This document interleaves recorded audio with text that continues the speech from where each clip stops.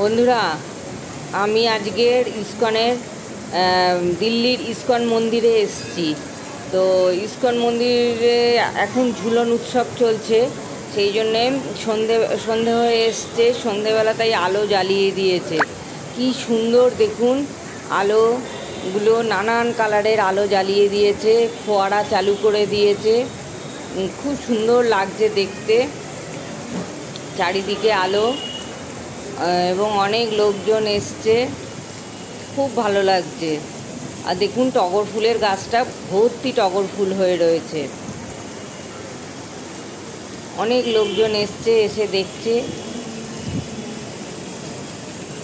আর জবা ফুলের গাছ রয়েছে, জবা ফুল হয়ে রয়েছে।